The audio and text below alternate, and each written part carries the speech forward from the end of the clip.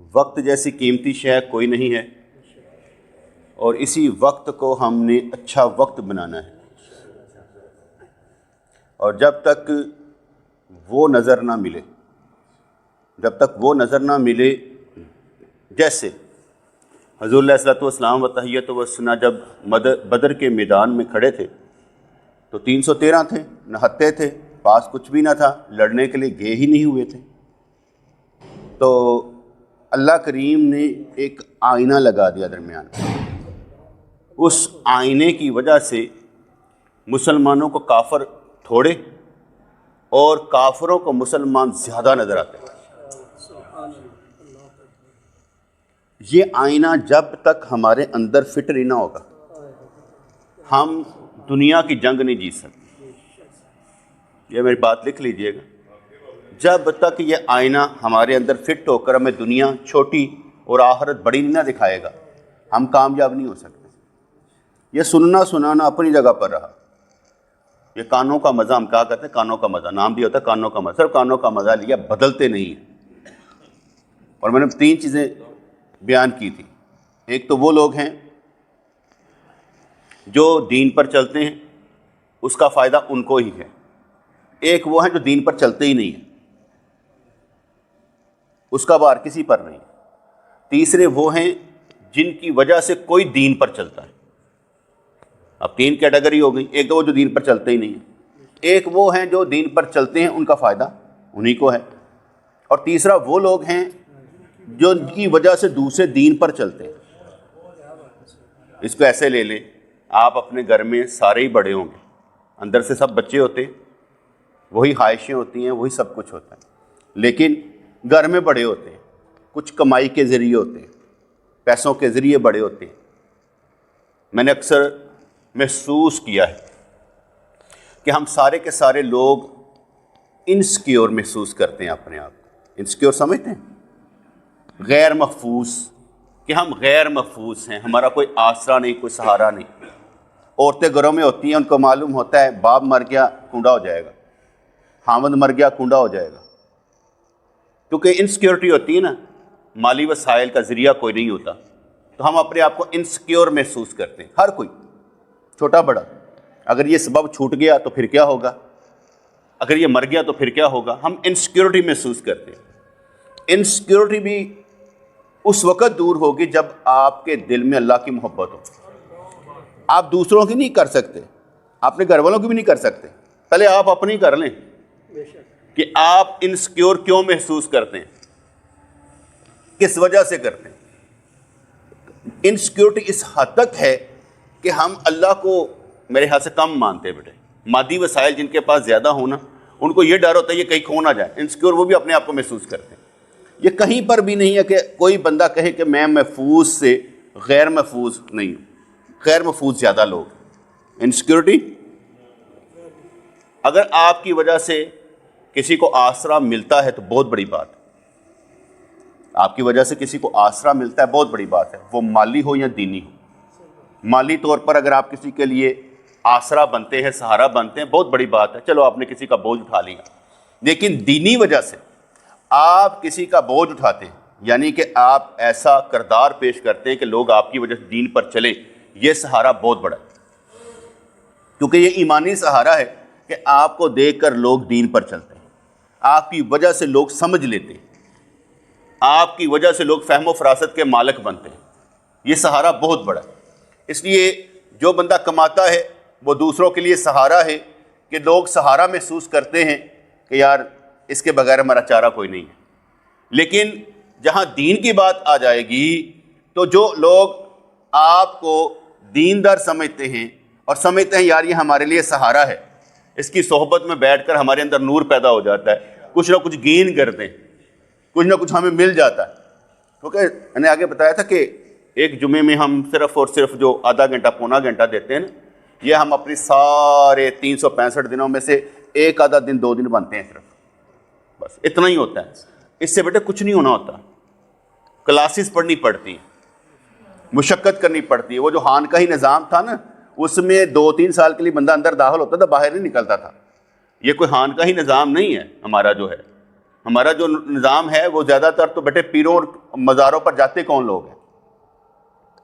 پیروں اور مزاروں پر، پیروں کے پاس اور مزاروں پر وہ لوگ جاتے ہیں جن کے پاس دنیا نہیں ہوتی. جن کے پاس دنیا وہ جاتے ہیں کوئی؟ جاتے ہی وہی ہیں جن کے پاس دنیا نہیں ہوتی. وہ دنیا لینے جاتے ہیں، ان کی دنیا کی تھوڑ ہوتی ہے، پھر لطیفے بنا دیتے ہیں. ایک بندہ کہہ رہا تھا یا اللہ مجھے دنیا دے، مجھے دنیا دے، مجھے دنیا دے. اگلے نے کہا دین مانگ. کہنا جہاں کول جڑی تھوڑ ہوتی وہی مانگتا نا. اب یہ لطیفہ بنا دیتے ہیں نا. اس پر بیٹے ٹٹ بٹ سنانے کا مقصد یہ نہیں ہے. ٹٹ بٹ اس لیے بنائے جاتے ہیں کہ انہوں نے مذاق اڑایا. اس نے مذاق اڑایا نا، بنیادی طور پر اس نے مذاق اڑایا کہ جس کے پاس جس چیز کی تھوڑ ہوتی ہے، کیا اس کے پاس کمی پوری تھی؟ اگر پوری ہوتی دنیا مانگ رہا ہوتا. ٹھیک ہے نا. کیا وہ جنت میں چلا گیا ہوا تھا جو دنیا مانگ رہا تھا؟ لیکن ہم وہ ٹٹ پٹ جب سنتے یا سناتے ہیں نا، ہمارا مقصد ہوتا ہے کہ یار یہ کیا بات کی ہے. ہمارے ذرا محاورہ ہوتی ہے نا، ذرا ہماری سوچ سے محاورہ بات ہوتی ہے، تو ہم وہ ٹٹ بٹ ہو یا جگت ہو ہم اس کو بڑے سراہتے ہیں، داد دیتے ہیں. میں پھر یہی کہوں گا تین ہی بندے ہیں، ایک دین پر چل رہے ہیں، ایک دین پر چلتے ہیں جن کا فائدہ ان کو ہے، اور ایک وہ ہیں جن کی وجہ سے دوسروں کو دین ملتا ہے. میں جو کاوش کرتا ہوں اس کی وجہ یہ ہوتی ہے کہ میں آپ کو وہ بنانا چاہتا ہوں جس سے دوسروں کو دین ملے. آپ کی وجہ سے اگر کسی کو دین نہیں مل رہا، آپ کے گھر والوں کو بھی دین نہیں مل رہا، تو اس کا مطلب بیٹھے آپ صحیح رائی نہیں ہیں. جس نے جواب دینا جا کے یا اللہ میں کر کے آیا ہوں، اپنے گھر والوں کو دین سمجھا کے آیا تھا.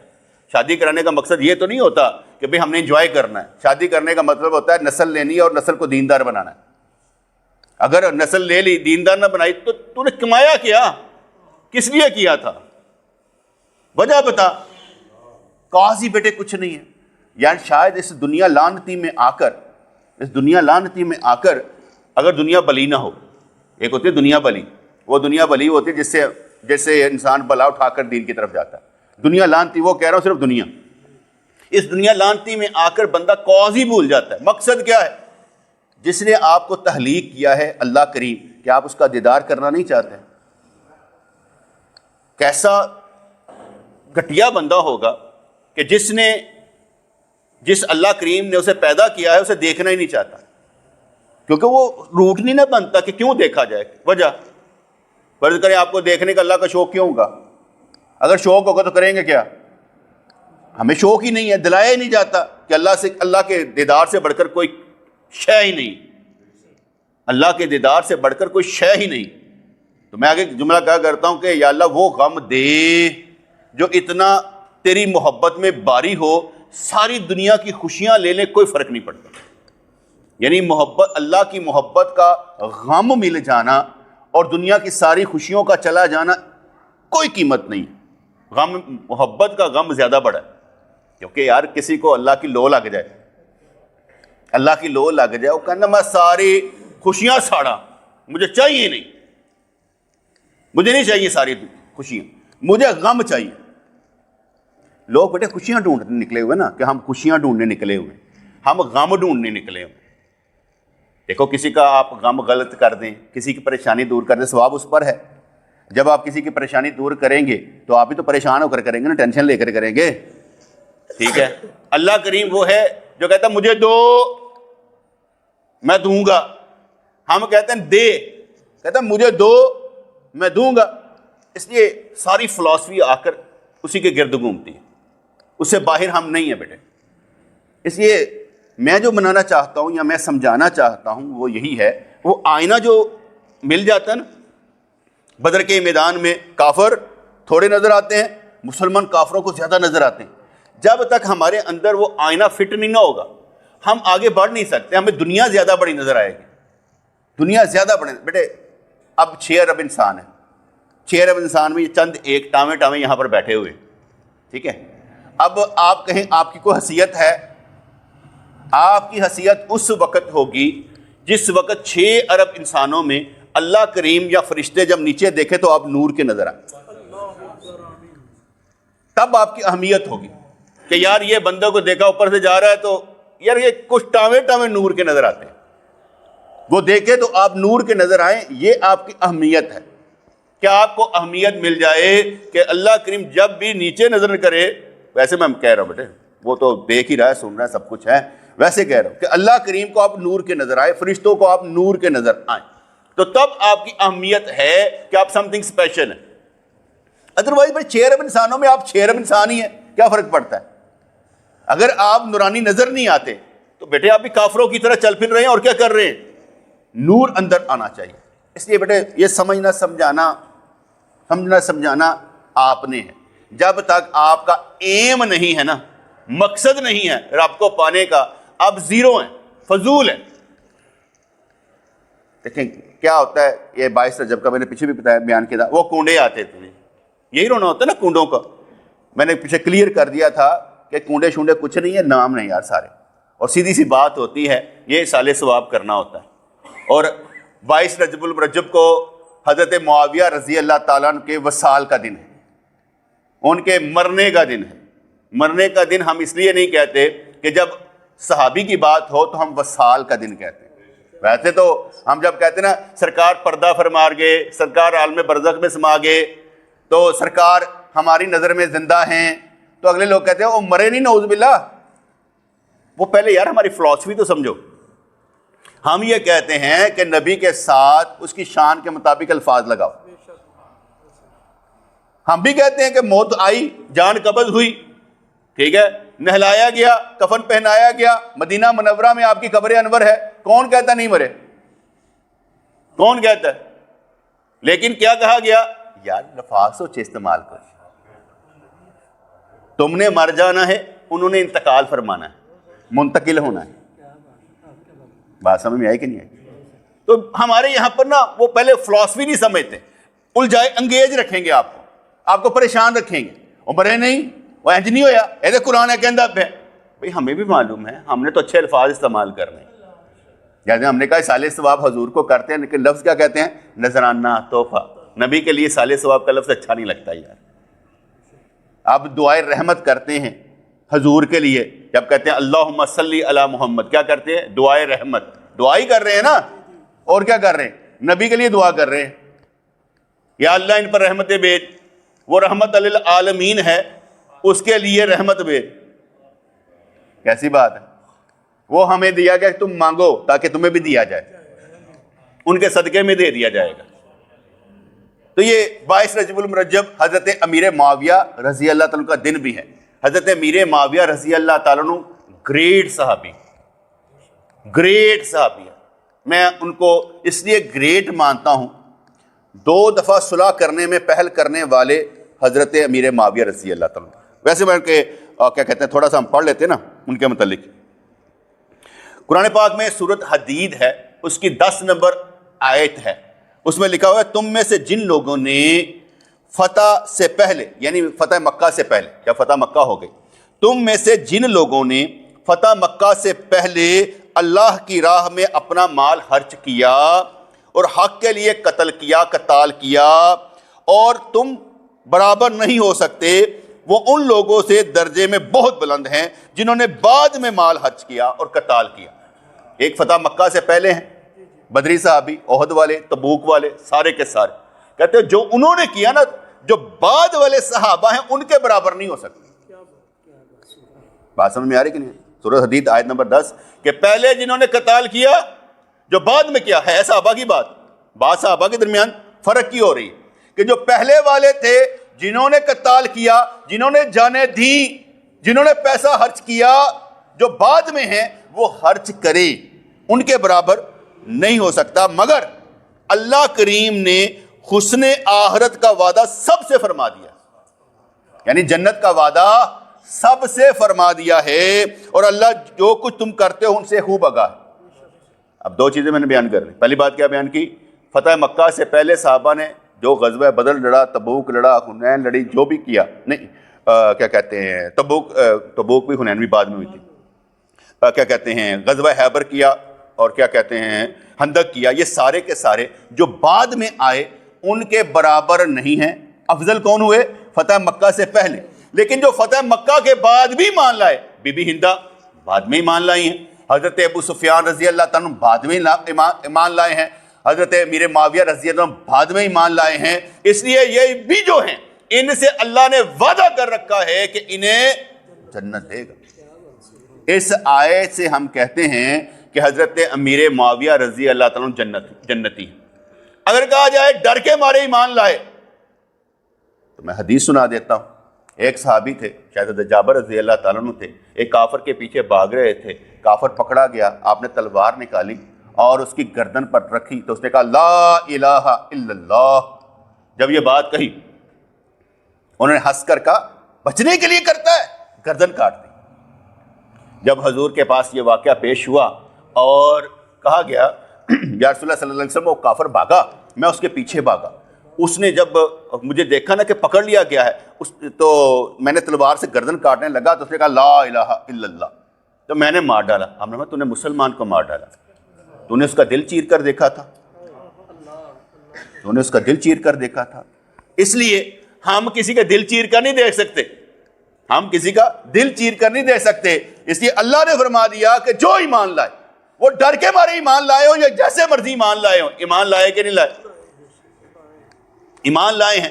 جو اس کے خلاف بکواس کرتا ہے وہ قرآن کے خلاف ہے، وہ قرآن کے خلاف ہے۔ بعد میں ان کا لفظ بولا جاتا ہے تلقا، لفظ کیا بولا جاتا ہے؟ تلقا۔ تلقا ان لوگوں کے لیے بولا جاتا ہے جو فتح مکہ کے بعد ایمان لائے۔ لوگ اکثر کہے یہ تو تلقا تھے، اور بابا تلقا تھے، صحابی تو بنے، جنہوں نے حضور کو دیکھ لیا ایمان کی حالت میں، صحابی تو بنے، چاہے تلقا صحابی تھے، کیا فرق پڑتا ہے؟ لیکن جب تک بیٹے ہمیں علم نہیں نہ آئے گا ہم سمجھا نہیں پائیں گے کسی کو کہ ہم کہنا کیا چاہتے ہیں۔ تو اس لیے اس قرآن کی آیت کے مطابق حضرت امیر معاویہ رضی اللہ تعالیٰ عنہ کیا ہیں؟ جنتی ہیں۔ تفسیر روح المعانی میں لکھا فتح مکہ کے بعد اگر حضرت امیر معاویہ اسلام لائے تو اس آیت میں شامل ہیں، ہم باہر نہیں نکال سکتے، ٹھیک ہے؟ اللہ کو معلوم بیٹے کون صحابی رہا کون نہ رہا، ہمیں تو جن کے نام معلوم ہو گئے ہم نے کہا یہ صحابہ ہے، اگر کوئی مرتد ہو جاتا ہے تو مجھے اس سے کوئی لینا دینا نہیں ہے۔ لیکن اللہ تعالیٰ نے یہ فرما دیا جب قرآن میں کہ جو بھی فتح مکہ کے بعد ایمان لائے، کتنی عزت دی حضور علیہ الصلوۃ والسلام و تحیۃ و ثنا نے کہ جو حضرت ابو سفیان رضی اللہ عنہ کے گھر میں داخل ہو جائے گا امن پائے گا، کہ وہ عزت دی، اس لیے کہ وہ سردار تھے اور سرداروں کی سرکار عزت کرتے تھے، کیونکہ سردار ایمان والا ہو جائے گا باقی سارے ہی ہو جائیں گے۔ جو میں آپ کو بیان کروں گا آپ وہ سنیں گے، اگر میں خراب ہو جاؤں گا تو آپ خراب ہو جائیں گے۔ سرداروں کو اس لیے عزت دی جاتی ہے تاکہ وہ ٹھیک رہے۔ آپ لوگوں نے مجھے گرنے نہیں دینا، آپ کیسے میری حفاظت کر سکتے ہیں؟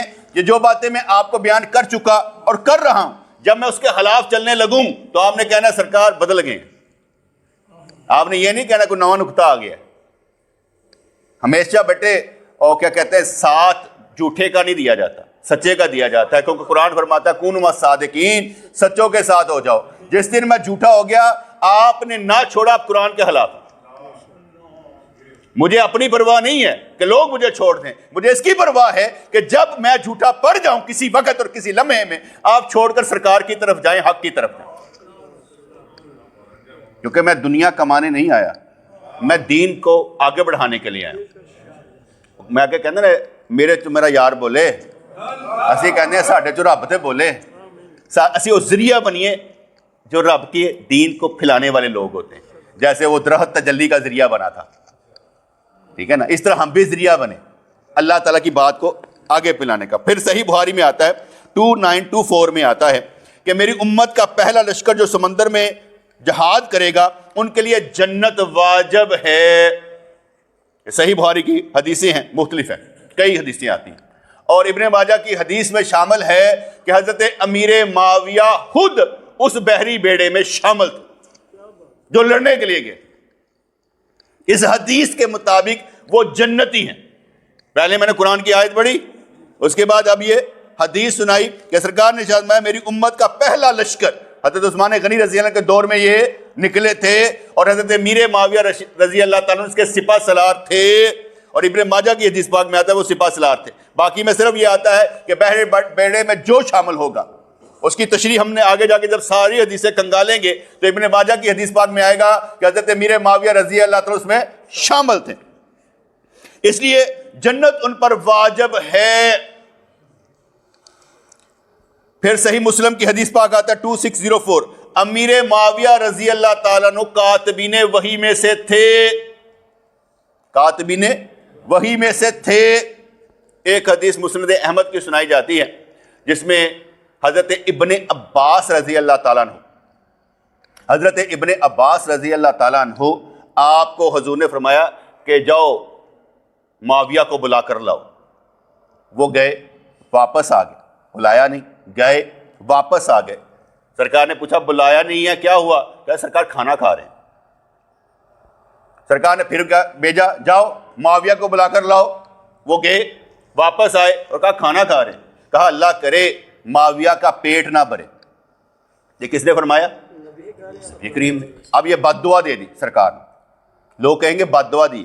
پہلی بات حدیث میں آیا بلا کر لاؤ، نافرمانی کس نے کی؟ بلایا ہی نہیں. کس نے کی؟ ابن عباس رضی اللہ عنہ. بلایا ہی نہیں. کہتے سرکار بلا رہے ہیں، وہ کھانا چھوڑ کے چلے جاتے. انہوں نے کہا ہی نہیں، دیکھا اور واپس آ گئے. تو نافرمانی کن کی؟ نافرمانی کن کی؟ ابن عباس کی. اور حضور نے ارشاد فرما دیا اللہ کرے اللہ معاویہ کا پیٹ نہ بھرے. ٹھیک ہے. اب لوگوں نے کہا دیکھا نا حضور کی بد دعا ہے، اور حضور کی ہی حدیث پاک ہے. حضور کی ہی حدیث پاک ہے کہ آپ نے ایک بد دعا دی.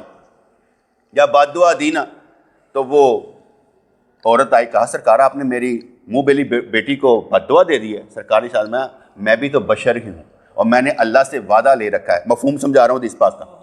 میں نے اللہ سے وعدہ لے رکھا ہے کہ بشریت میں اگر میرے منہ سے کسی کے لیے بد دعا نکل جائے تو قیامت میں اللہ کریم اسے اپنے قرب میں درجہ دے، قرب میں بٹھائے، قرب قریب کرے.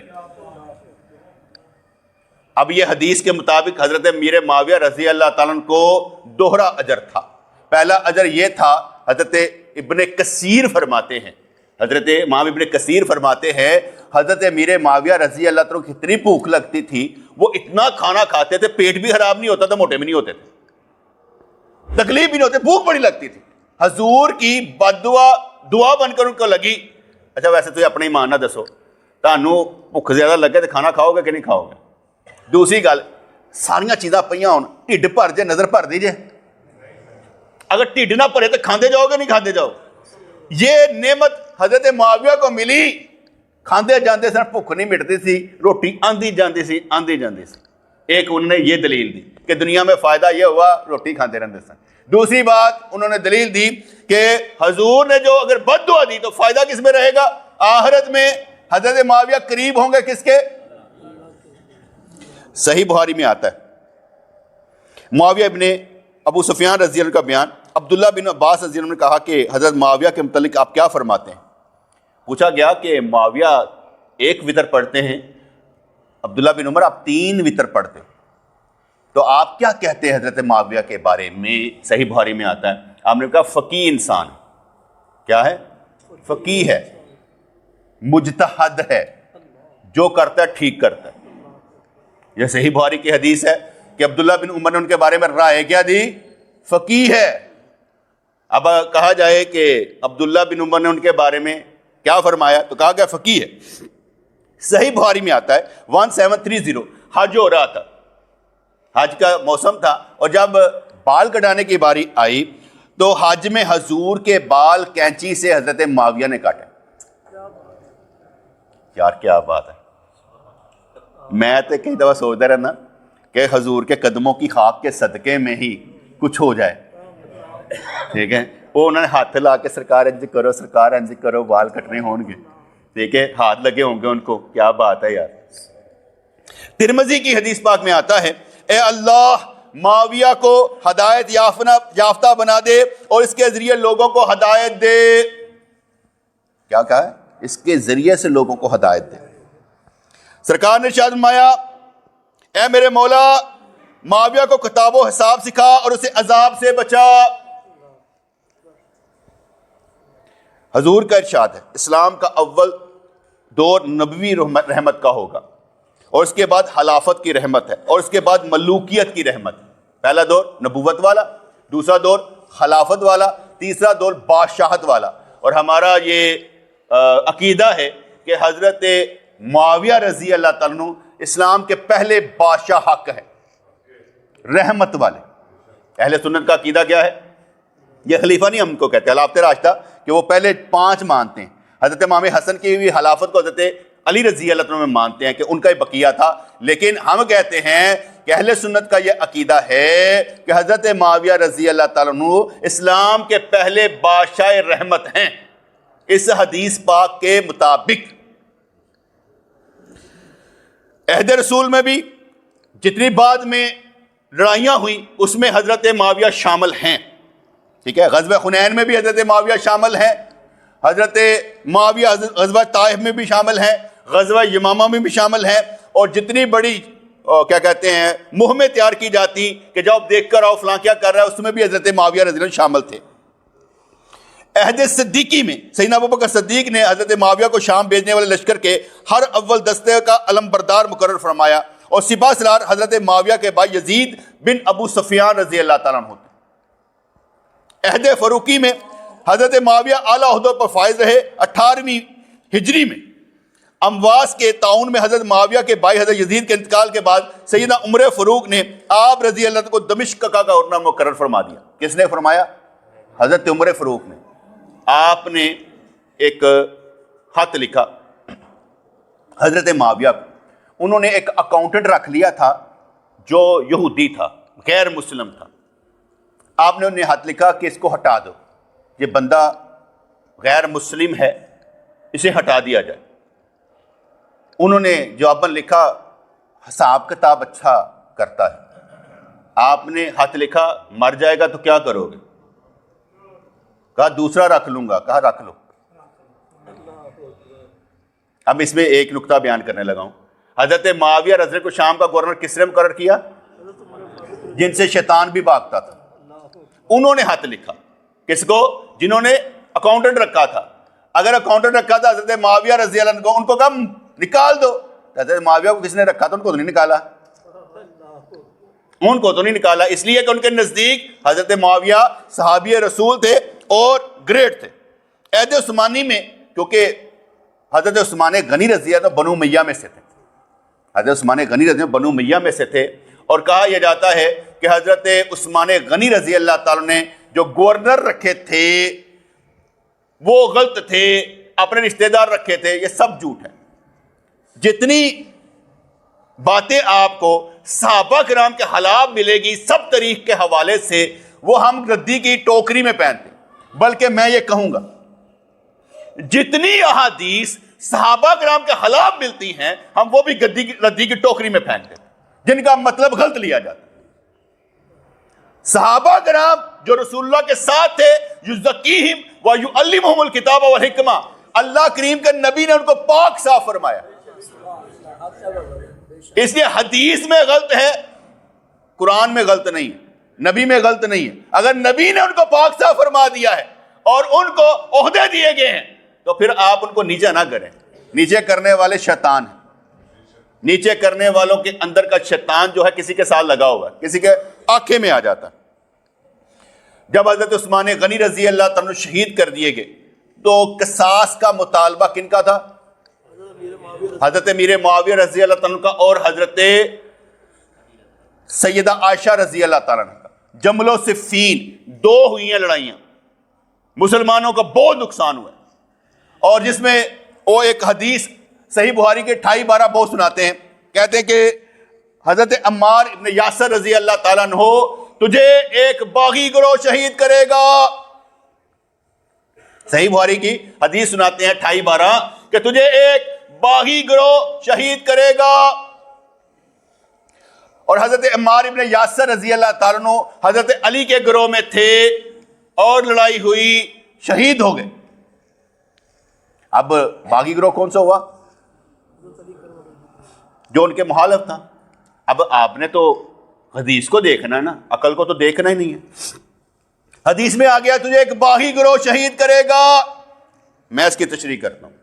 باغی گروہ وہ تھا جو تقیہ، تبرہ، بدا، 14 معصوم اور 12 امام کے عقیدے والے کربلا تک انڈر گراؤنڈ تھے، جن کا نام و نشان نہیں ملتا، جو محب اہل بیت کا دعویٰ کرتے ہیں، جن کا تعلق نہ نبی سے ہے نہ علی سے، وہ انڈر گراؤنڈ تھے، انہوں نے شہید کیا۔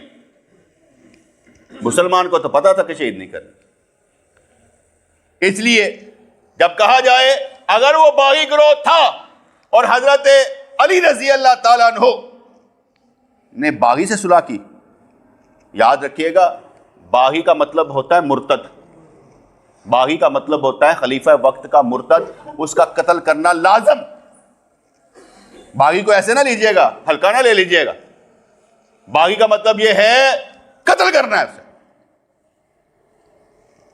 جب ایک حدیث آتی ہے واقعہ تحکیم میں, عبداللہ بن عمر رضی اللہ تعالیٰ عنہ آئے اور اپنی بہن حفصہ رضی اللہ عنہ کے ہاں, اور کہا کہ دیکھو مجمع میں لوگ مجھے بلا رہے ہیں, نام مجھے حکومت دی کہ یہ ایویں میں بلا رہے ہیں. سیدہ حفصہ رضی اللہ تعالیٰ عنہ جو حضور کی بیوی بھی ہیں اور عمر فاروق رضی اللہ تعالیٰ عنہ کی بیٹی ہیں, انہوں نے کہا کہ آپ جائیں, ایسا نہ ہو کہ آپ کی وجہ سے کوئی مسئلہ کھڑا ہو جائے, اب جاؤ. اب وہ حدیث میں الفاظ ہیں حاضل امر. کیا لفظ ہے؟ حاضل امر. اور نیچے ترجمہ کرنے والوں نے عجیب و غریب ترجمہ کیا ہے کہ حضرت امیر معاویہ رضی اللہ عنہ نے کہا بتاؤ تم میں سے خلافت کا حقدار کون ہے ہم سے زیادہ. تحکیم کا واقعہ بیٹے اس وقت پیش آیا جب حضرت علی رضی اللہ تعالیٰ عنہ جنگ کر رہے ہیں حضرت معاویہ رضی اللہ تعالیٰ عنہ سے, اور حضرت معاویہ رضی اللہ تعالیٰ عنہ نے کہا یار انہیں بندے ساڑی وجہ شہید ہو رہے ہیں. مشورہ دیا گیا کہ حضرت علی رضی اللہ تعالیٰ عنہ سے صلح کرے اور ان کو پیغام بھیجے, آؤ قرآن و سنت کے مطابق صلح کر لیتے. کس کے مطابق؟ گل اینی ہوئی جائے قرآن و سنت کے مطابق. اب فلمیں بن گئے, ڈرامے بن گئے کہ حضرت معاویہ رضی اللہ تعالیٰ عنہ کا ادھر لشکر ہے, ادھر سے حضرت علی رضی اللہ عنہ آ رہے ہیں, اور ادھر سے حضرت معاویہ کے گروہوں نے نیزوں پر قرآن اٹھائے ہوئے ہیں. 10,000 دی اگر لوگ فوج ہوئے پتر تو 10,000 قرآن تو گئے سن. کہانیاں ایسیا تاریخ چڑیاں گئیاں جھوٹم جھوٹ. حالانکہ بات اتنی سی تھی کہ پیغام بھیجا گیا ایک صحابی کے تھرو کہ قرآن و سنت کے مطابق آؤ یار بیٹھو ٹیبل ٹاک کر لیتے ہیں. بس اتنی سی بات تھی, اور کہانیاں کیا بنی, تاریخ ہی غلط کر دی گئی, اور ہماری تاریخ کی کتابوں میں لکھ دیا گیا نیزے اٹھائے ہوئے تھے, اور راوی ابو محنف جیسا بدکار. ہم نے کبھی سوچے نہیں راوی بھی غلط ہو سکتے ہیں. راوی ابو محنف جیسا بدکار, اس کی جتنی بھی آپ پڑھیں گے ابو محنف واقدی, ان کی جتنی بھی تاریخ میں باتیں ہوں گی نا سب کی سب صحابہ کرام کے خلاف ہوں. تاریخ میں پڑھ لیا ہم نے. اب جب بات آئی کیا کہتے ہیں حضرت علی رضی اللہ عنہ نے کہا ٹھیک ہے صلح کر لیتے ہیں. جب صلح کے وقت میں یہ جب بلایا گیا تو حضرت عبداللہ بن عمر جو تھے نا اکابر صحابہ کو میٹنگ کے لیے بلایا گیا تھا, یہ اب گئے تھے, کہتے چلو ٹھیک ہے ہاں کیا کرنا ہے. انہوں نے کہا اس امر میں, اس مسئلے میں, اس کام میں ہم سے زیادہ کون حقدار ہو سکتا ہے؟ میرا بھائی چچا زیادہ بھائی شہید ہوا ہے اور اس باغیوں نے قتل کیا ہے, اور مجھے قصاص چاہیے. 2 جنگیں قصاصوں کی وجہ سے ہو چکی تھی, اب بھی وہی رونا رو رہے تھے میرا بھائی قصاص چاہیے. اب انہوں نے کہا حاضل امر, اس امر میں کہا تھا اس امر میں, لیکن ترجمہ کرنے والوں نے کہا خلافت کے معاملے میں تو حقدار کیسا ہے؟ تو اس سے حقدار وہ ہے جس نے تیرے ساتھ اور تیرے باپ کے ساتھ لڑائی کی ہے. ٹھیک ہے, یہ عبداللہ بن عمر کو بات نہیں ہوئی. عبداللہ بن عمر کا مطلب یہ تھا میں یہ سمجھتا ہوں خلیفہ وقت ہیں حضرت علی رضی اللہ تعالیٰ عنہ, تو تیرا چاچا زاد بھائی ہی ہوگا, تو قصاص کا مطالبہ کر رہا ہے, لیکن میں یہ سمجھتا ہوں حقدار حضرت علی ہیں, وہ جو فیصلہ جب کرے اسی وقت ہونا چاہیے. اس امر میں خلافت کا مسئلہ نہیں تھا, لیکن ترجمہ کرنے والوں نے جب خلافت کا لفظ بولا تو آگے سے کہانیاں بن گئی. ہم تو پاگل تھے, ہمیں عربی کوئی آتی نہیں ہے, ہم نے حدیث پڑھی نہیں, نیچے ترجمہ پڑھا, نیچے سے جب ورگلایا گیا تو 28-12 آ گئی باغی, اور باغی کے ساتھ صلح کر رہے ہیں. اور پہل کرنے والے کون؟ حضرت معاویہ رضی اللہ تعالیٰ عنہ, آؤ صلح کر لیتے ہیں. اور یہ عبداللہ بن عمر گئے کابر. جب صلح ہوئی, صلح کیسے ہوئی بیٹے؟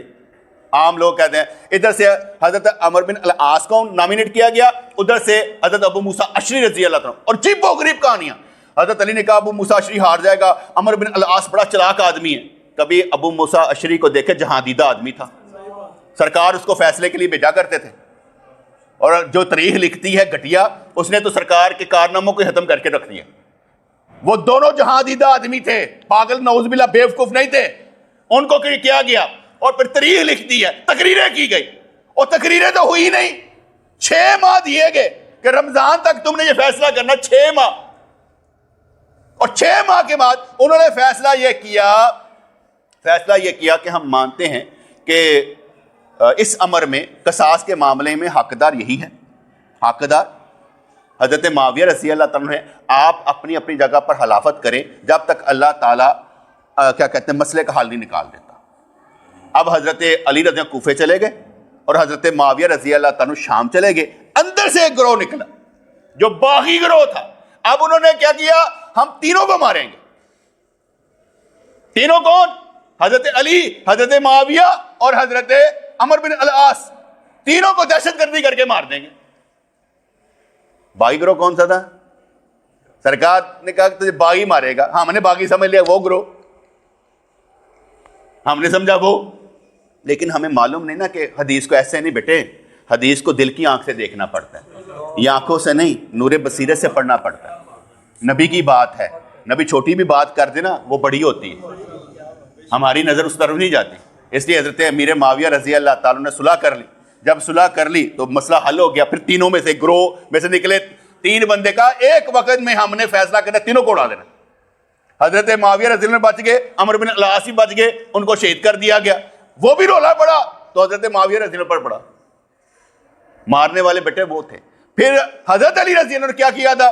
حضرت علی رضی اللہ تعالیٰ نے انہی باغیوں کو جنہوں نے کہا علی کافر ہو گیا, انہی باغیوں کو نہروان کے مقام پر زندہ جلایا تھا.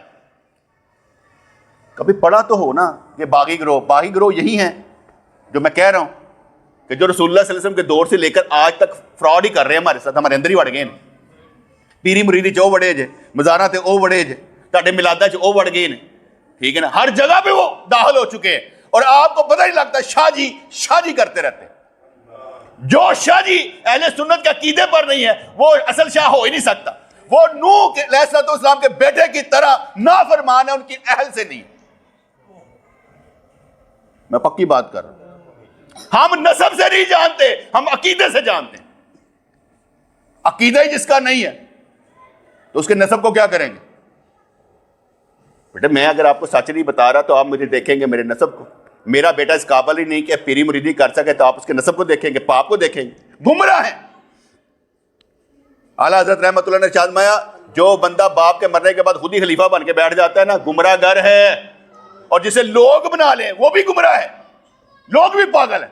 بابا صلاحیت تو ہے نہیں, آپ لوگوں نے مذاق سمجھا ہوا ہے. جس کی دل کی آنکھ کھلی نہیں وہ مزار پر چلا جاتا ہے, بابا جی دے دیو. اللہ نظر نہیں آتا, نہیں نظر آتا.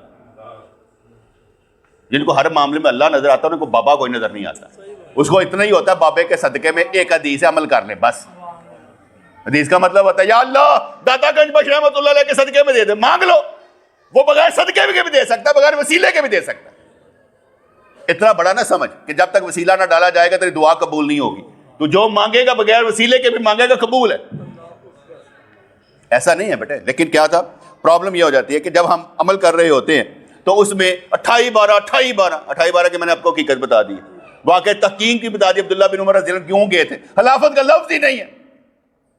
اس کے بعد پھر میں داد دیتا ہوں حضرت معاویہ رضی اللہ تعالیٰ, جو جتنے بھی تھے اندر سے باغیوں کے گروپ میں سے بڑے تشہیر کرنے والے ہوتے ہیں. آپ میڈیا پر جو کچھ دیکھتے ہیں وہ تشہیر کرنے والے, پر سودا بیچنے والے. ہمارے ملک کو کھایا جاتا ہے ہمیں پتہ نہیں چلتا. فوج بھی کھا جاتی ہے, سیاستدان بھی کھا جاتے ہیں, اینکر بھی کھا جاتے ہیں. ہماری زندگی کی ساری چیزیں, ساری رونقیں وہ لے کر چلے جاتے ہیں. ایک ایمان آپ کے پاس بچتا ہے وہ شیطان کھا جاتا ہے.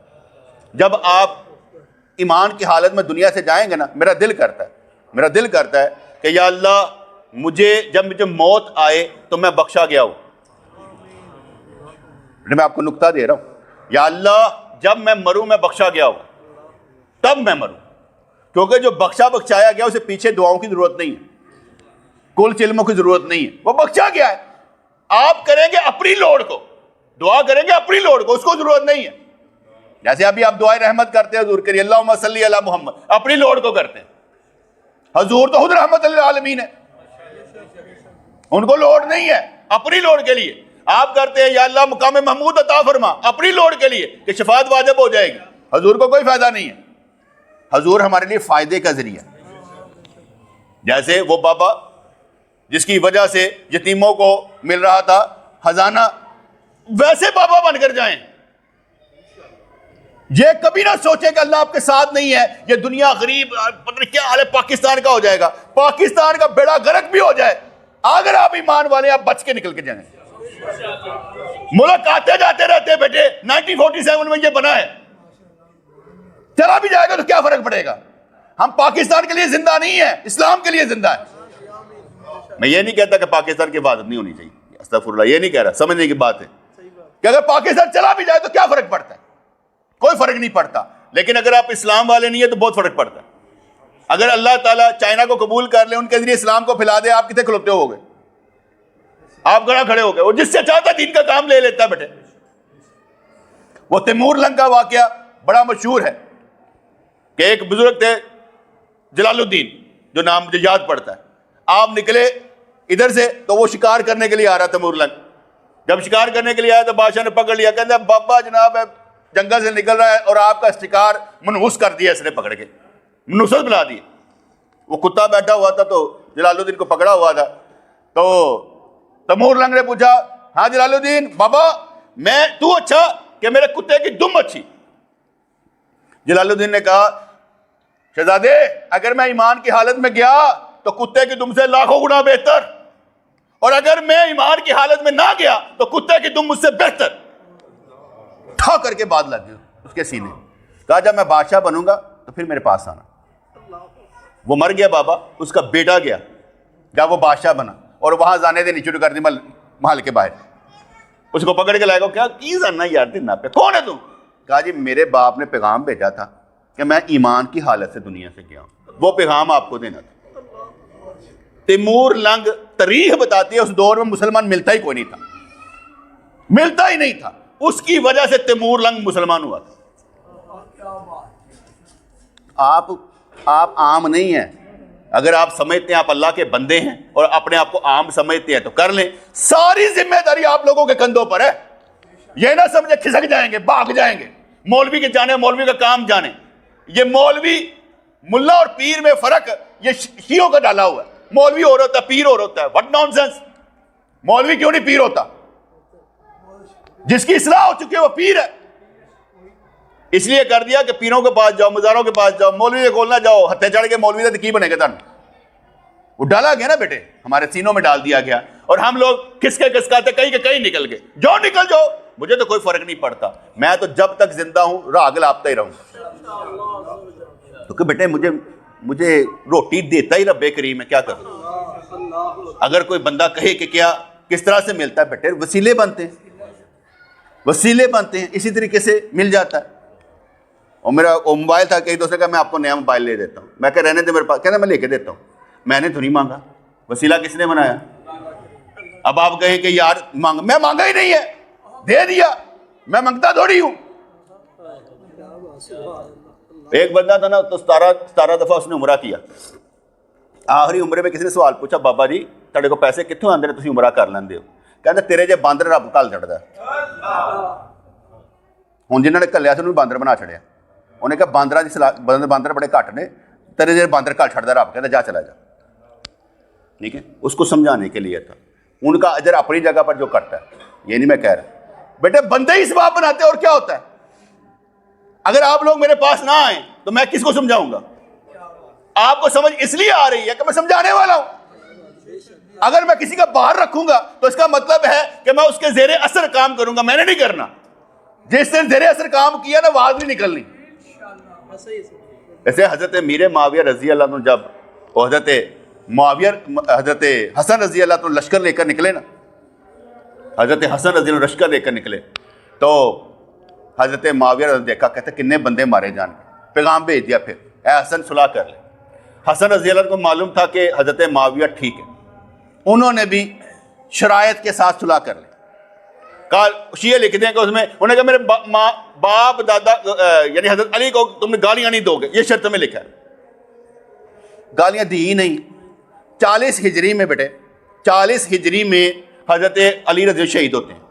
اس سے پہلے ایک حدیث کا حوالہ دیتے ہیں کہ بھائی ایک صحابی سے پوچھا حضرت معاویہ رضی اللہ عنہ نے، تم کیوں نہیں سب کرتے حضرت علی رضی اللہ عنہ پر؟ انہوں نے بتایا کہ اس وجہ سے نہیں کرتا کیونکہ وہ غزوہ خیبر میں لعاب دہن لگایا گیا تھا، سیدہ فاطمہ کے حامد تھے، جو بھی انہوں نے بتایا۔ یہاں سے لیتے ہیں وہ گالی، سب کا مطلب ہے تنقید کرنا، سب کا مطلب ہے تنقید کرنا۔ گالی بھی ہوتا ہے، من سب النبی فاقتلوہ، یہ بھی گالی بھی ہوتا ہے، کسی نبی کو گالی دی قتل کر ڈالو۔ سب کا مطلب تنقید کرنا بھی ہوتا ہے۔ صحابہ کرام تنقید کرتے تھے، انہوں نے کہا تم تنقید کیوں نہیں کرتے؟ کیا ایسا ہو سکتا ہے ایک صحابی دوسرے کو کہتا ہو تم کیوں نہیں گالی دیتے؟ ایک اس ٹیبل ٹاک ہے، لوگوں نے بنا دیا وہ سب کا جو مطلب ہے گالی ہے۔ پھر حضور نے بھی سب کیا۔ غزوہ تبوک پر 2 بندے جب پہنچے نا، آپ نے فرمایا کہ جب تک میں وہاں نہ پہنچوں پانی نہیں پینا۔ 2 صحابی پہنچ کر پانی پی لیا۔ سرکار نے پوچھا تم نے پانی پیا؟ انہوں نے کہا، سرکار نے ان کو سب کیا۔ اب وہ سب کا مطلب گالی لیں گے؟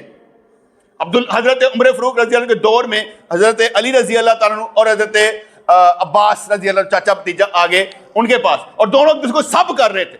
اور کیا کہہ رہے تھے حضرت عباس علی کو، اے عمر یہ خائن ہے، یہ وعدہ فراموش ہے، یہ فلاں ہے، یہ تیگرا ہے۔ یہ سب کر رہے تھے، تنقید کر رہے تھے ان پر، کیونکہ انہوں نے کہا تھا کہ جو پیسہ کیا کہ صدقے کے مال میں سے اس کی مینجمنٹ میں کروں گا اور ساتھ مل کے باس کریں گے، یہ میرے حصہ نہیں دینا پہ۔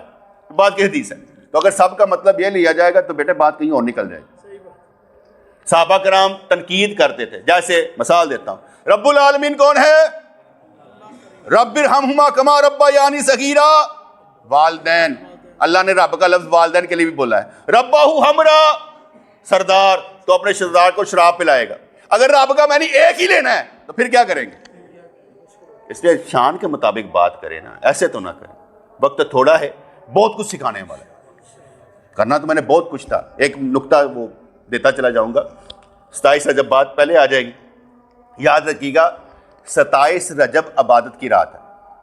نقطہ یاد رکھیے گا، 27 رجب عبادت کی رات ہے، مراد شریف عبادت کی رات نہیں ہے۔ کیا میں نے کہا ہے؟ جیسے جمعے کی رات کا فضیلت والی رات ہے، 27 رجب کو عبادت کی رات نبی نے فرمایا، معراج شریف کی وجہ سے نہیں فرمایا۔ کچھ لوگ کہتے ہیں معراج شریف کی رات عبادت کی رات ہے، معراج شریف کی رات عبادت کی رات نہیں ہے۔ اگر وہ 27 کو ہو بھی گئی ہے، مختلف ہے نا، 27 رجب کو ہو بھی گئی ہے، لیکن نبی کریم نے یہ نہیں فرمایا یہ عبادت کی رات ہے۔ 27 رجب علیحدہ حدیث ہے کہ یہ عبادت کی رات ہے، تو عبادت کرے۔ لیکن اگر آپ یہ کہیں گے کہ معراج شریف عبادت کی رات ہے تو ایسی حدیث نہیں۔ یہ کنفیوژن اپنے اندر سے دور کرے۔ معراج شریف کو کیا کہتے ہیں جلسہ کرے، جو مرضی کرے، معراج شریف کے قصے بیان کرے، کر کر کے تھک جاؤ گے، بندیاں نے سیدھا نہیں ہونا، روٹی پانی کھا لو گے، کچھ نہ کچھ اور لے لو گے، ٹھیک ہے نا؟ بندے ہوتے ہی رہنے، بندیاں نے ہوتے ہی رہنا، تھی بندیاں واسطے نہیں کر دے، اپنی واسطے کر دے۔ اگر عبادت کی رات ہے، مولوی تقریر کا تو کر دے، عبادت کر، جانا پھل پڑ جا کے کر عبادت نہیں کری، تقریر کر کے جا کے سو جانا، کیوں سوتا ہے؟ جا عبادت کر۔ یہ بیٹے ویسے میں کہہ رہا ہوں، جو کرتے ہیں مجھے کوئی لینا دینا نہیں، میں ویسے آپ کو کہہ رہا ہوں کہ کنفیوژن کیا ہے؟ عبادت کی رات ہے، حدیث میں آتا ہے، لیکن اس کا مطلب یہ نہیں کہ معراج شریف کی وجہ سے یہ کہ حضور نے معراج ہوئی اس وجہ سے، یہ کنفیوژن ہے۔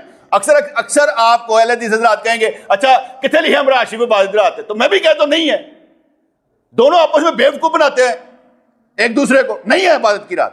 عبادت کی رات کا مطلب ہے 27 رجب کو عبادت کی حدیث ملتی ہے، چاہے وہ ضعیف حدیث ہو، ہم ضعیف حدیث پر بھی عمل کرتے ہیں، اہل سنت ضعیف حدیثوں پر بھی عمل کرتے ہیں۔ دوسری بات پھر لمبی ہو جائے گی۔ السلام علیکم۔